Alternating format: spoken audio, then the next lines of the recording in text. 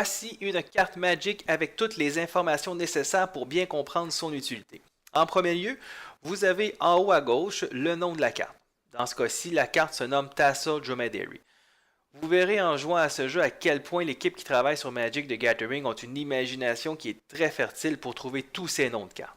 Deuxièmement, en haut à droite, vous avez un dessin qui symbolise la couleur des manas qu'il faut dépenser pour mettre cette carte en jeu. Dans Magic, il existe 5 couleurs, le blanc, le rouge, le bleu, le vert et le noir. À cela, il faut ajouter le mana générique, plus communément appelé Colorless. Nous verrons plus tard comment faire la différence entre les couleurs et surtout comment les utiliser pour jeter un sort. Dans notre cas, le dessin représente la couleur blanche, ce qui veut dire qu'il me coûte un mana blanc pour pouvoir mettre Tassel Dromedary en jeu. Ensuite, nous pouvons apercevoir sous le dessin principal, au centre à gauche, le type de carte.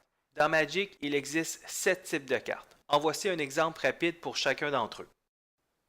Creature, Sorcery, Instant, Land, Enchantement, Artefact et Planeswalker. Si on revient à notre dromadaire adoré, la carte est de type Creature. Le terme Camel vient ajouter une sous-classe à Creature.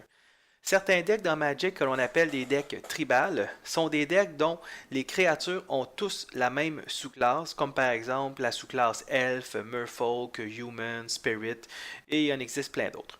Ceux-ci se donnent entre eux des bénéfices qui permettent aux joueurs de créer une espèce de symbiose avec ces cartes.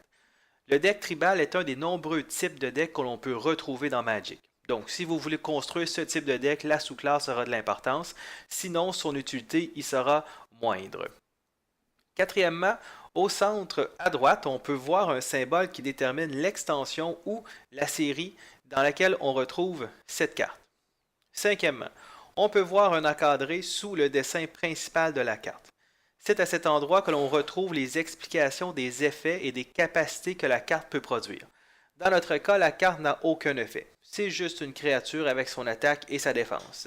Le texte en italique, c'est seulement un texte d'ambiance qui n'a aucune incidence sur le jeu. Mais habituellement, les cartes ont toutes un effet ou une capacité, comme celle-ci par exemple.